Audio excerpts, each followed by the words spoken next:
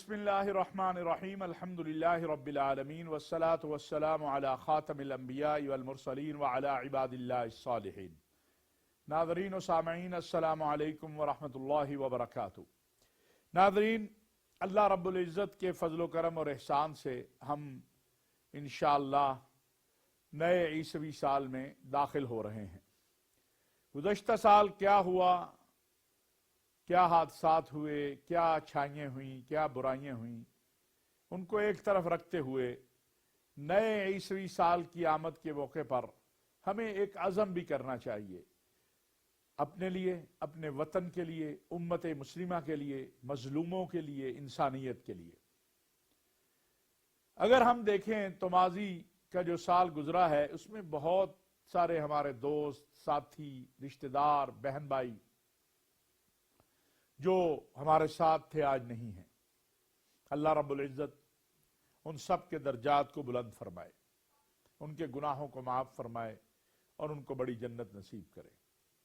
پاکستان اس وقت جن حالات میں ہے، پاکستان کو بھی ایک وحدت اور اتحاد کی ضرورت ہے۔ نئے سال میں ہماری خواہشات، دعائیں، تمنائیں ہیں کہ پاکستان کے اندر بھی معاشی، سیاسی استحکام آئے۔ اس وقت افغانستان کے ساتھ جو ہمارے حالات ہیں وہ سب کے سامنے ہیں۔ ہم نے 40 سال سے زیادہ عرصہ اپنے افغان بھائیوں کی مدد کی ہے، تعاون کیا ہے، ہر طرح سے ان کو اپنے ساتھ رکھا ہے۔ افسوس کہ آج اگر خون گر رہا ہے تو وہ مسلمان کا گر رہا ہے، خون گر رہا ہے تو وہ پاکستانی کا گر رہا ہے، خون گر رہا ہے تو وہ اس محسن کا گر رہا ہے جس نے اپنا پیٹ کاٹ کے اپنے بھائی کی مدد کی تھی۔ اس بات کا احساس ہمارے بھائی کو بھی ہونا چاہیے، کیونکہ یہ اس کی ذمہ داری ہے کہ وہ اپنے ملک کی سرحدوں کو اس انداز میں رکھے کہ وہاں سے کوئی بھی ہمارے ملک کے اندر آ کے تخریب نہ کر سکے۔ سب سے بڑا مسئلہ 2024 میں جو ہمارے سامنے رہا وہ فلسطین ہے، جہاں بے گناہ انسانیت کا قتل عام جاری ہے۔ 7 اکتوبر اور آج 31 دسمبر، ایک سال سے زائد عرصہ گزر گیا۔ غزہ میں نہ کوئی ہسپتال بچا ہے، نہ اسکول بچا ہے، نہ کوئی گھر بچا ہے، نہ کوئی عمارت بچی ہے۔ پانی کی ایک ایک بوند کو فلسطینی ترس رہے ہیں۔ میں نے معلوم کیا کہ کوئی تو ایسا کارخانہ یا ایسی فیکٹری یا پانی کا پلانٹ ہوگا جہاں سے مظلوموں کو صاف پانی دیا جا سکے، تو پتہ چلا کہ ظالم اسرائیلیوں نے نہ کوئی ہسپتال چھوڑا، نہ کوئی خوراک کا، نہ کوئی پانی کا کارخانہ اور فیکٹری چھوڑی۔ باہر سے امداد جانے نہیں دی جا رہی اور اندر کوئی چیز باقی نہیں رہی۔ ہم اللہ رب العزت سے دعا گو بھی ہیں، امید بھی کرتے ہیں، التجا بھی کرتے ہیں کہ ذوالجلال والاکرام مہربانی کر دے۔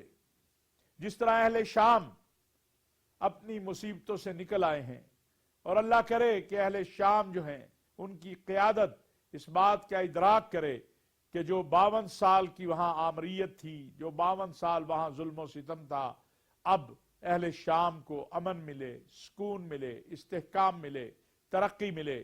اور بلا شبہ اہل شام کے لیے اللہ کے نبی صلی اللہ علیہ وسلم کی دعا بھی ہے کہ اے اللہ ہمارے شام میں برکت دے۔ اللہ کرے کہ جب ہم اللہ تعالیٰ کے فضل و کرم اور احسان سے صحت کے ساتھ، عافیت کے ساتھ اگلے سال اس وقت بات کر رہے ہوں تو اس وقت الاقصی آزاد ہو، فلسطینیوں کی خود مختار حکومت ہو، اور کشمیر بھی اپنی آزادی اور خود مختاری اور اقوام متحدہ کی قراردادوں کے مطابق اپنا حق لے چکا ہو، دنیا میں ظلم ختم ہو اور مظلوموں کو انصاف ملے۔ جس طرح میں نے کہا کہ ہمارا وطن امن کا، محبت کا گہوارہ بنے، اسی طرح دنیا بھی امن اور محبت کا گہوارہ بنے۔ دین اسلام کے ہم ماننے والے ہیں، اور اسلام سلامتی کا نام ہے، محبت کا نام ہے، رواداری کا نام ہے، اخوت کا نام ہے، ایک دوسرے کے ساتھ پیار کرنے کا نام ہے۔ نفرتیں ختم کرنے کا نام ہے. ہمیں نفرتوں کو ختم کرنا ہے، اپنے ملک کے اندر سے بھی اور دنیا سے بھی. امت مسلمہ کے مسائل کا حل امت مسلمہ کی وحدت میں ہے. اللہ کرے کہ اس سال یہ امت ایک ہو کے جو امت کے مسائل ہیں ان کو حل کرے. کل شامی بچے سمندروں میں غرق ہو رہے تھے، آج فلسطینی بچے اور کشمیری بچے ظلم و بربریت کے سامنے شہید ہو رہے ہیں. اللہ نہ کرے کہ کوئی اور ملک بھی اس طرح کے حالات سے دوچار ہو.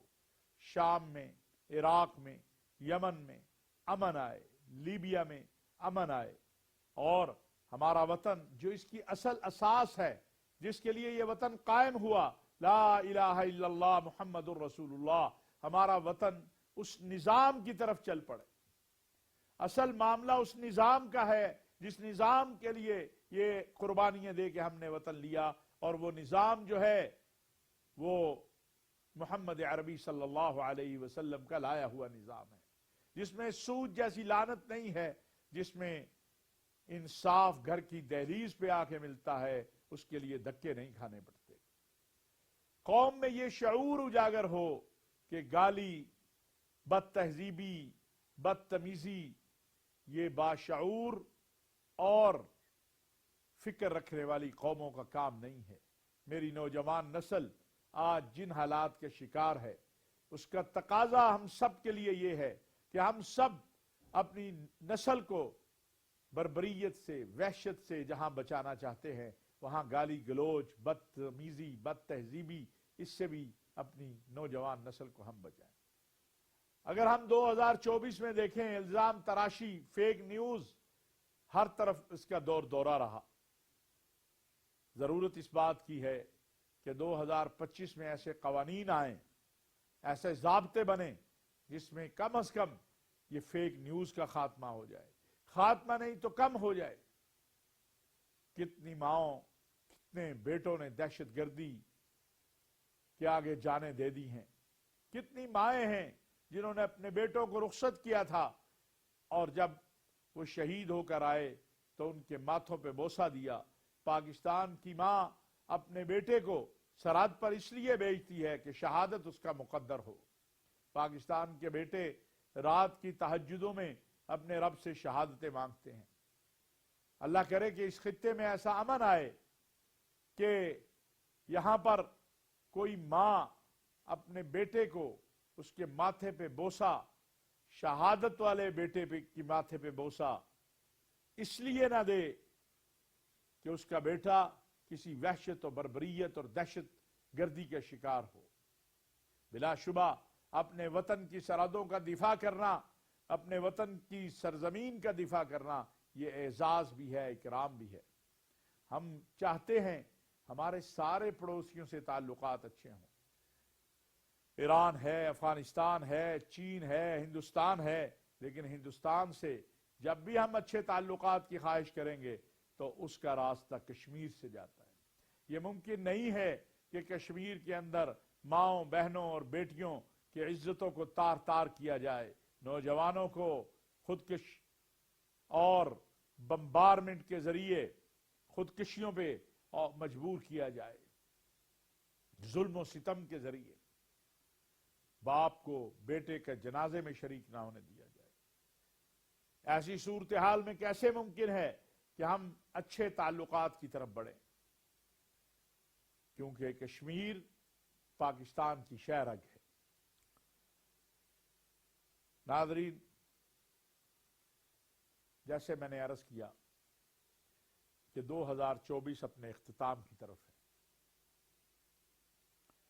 حادثات، واقعات ہمارے سامنے ہیں.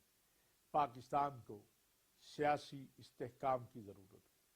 ہماری سیاسی اور مذہبی قیادت کو غور و فکر کرنا ہوگا. آئیے دعا کرتے ہیں کہ اللہ رب العزت اپنا رحم و کرم اور فضل فرما دے. جو ہماری کوتاہیاں اور لغزشیں ہوئیں انہیں معاف کر دے. جو ہم سے غلطیاں ہوئیں ان کو معاف کر دے. ہمارے عیبوں پہ پردے ڈال دے. وہ رحمان و رحیم اور کریم ہے. اس نے ہمیں اپنی نعمت سے نوازا جو پاکستان ہے. ہم نے قدر نہیں کی ہے اس کی نعمت کی. لیکن وہ 70 ماؤں سے زیادہ رحم کرنے والا ہے.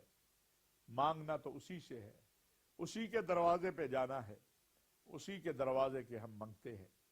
ہمیں پاکستان کے لیے بھی استحکام چاہیے, امن چاہیے. یہاں بے روزگاروں کو رب العزت اپنی جناب سے رزق عطا فرما دے, بیماروں کو صحت عطا فرما دے. عرض حرمین شریفین سمیت تمام بلاد اسلامیہ کی اللہ رب العزت حفاظت فرمائے.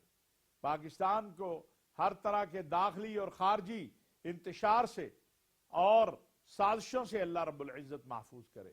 ہمارے ان شہداء کے درجات کو بلند فرمائے جنہوں نے اپنی جانوں کو قربان کر دیا اپنے وطن کے لیے, اپنی قوم کے لیے, اپنے دین کے لیے. ان ماؤں کو صبر دے, حوصلہ دے, ہمت دے, اجر دے جن کے بیٹے اس مٹی پہ قربان ہو گئے. معاشی طور پر بھی, سیاسی طور پر بھی ہماری قیادت کو یہ شعور دے کہ ہم نے کس طرح اور کس انداز سے اپنے آپ کو, اپنے ملک کو اور امت کو ایک کر کے آگے بڑھنا ہے. بلا شبہ اگر ہم یہ طے کر لیں کہ ہم نے امت مسلمہ کی وحدت اور اتحاد کے لیے جدوجہد کرنی ہے اور جو اس وقت امت کے مسائل ہیں ان کے حل کے لیے کوشش کرنی ہے, تو ہم کامیاب اور کامران ہوں گے.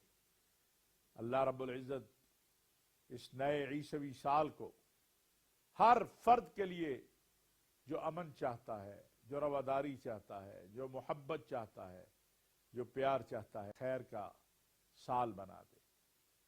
میرے لیے, آپ کے لیے, ہمارے اہل خانہ کے لیے, سارے ہم وطنوں کے لیے امن ہو, سلامتی ہو, معاش کے مسائل بھی حل ہوں, صحت کے مسائل بھی حل ہوں, جو پریشانیاں ہیں وہ بھی دور ہوں. اللہ رب العزت ہمیں قناعت کی دولت سے مالا مال فرما دے, ہر طرح کی آزمائش اور امتحانوں سے ہمیں محفوظ کر دے. وما علینا الا البلاغ المبین.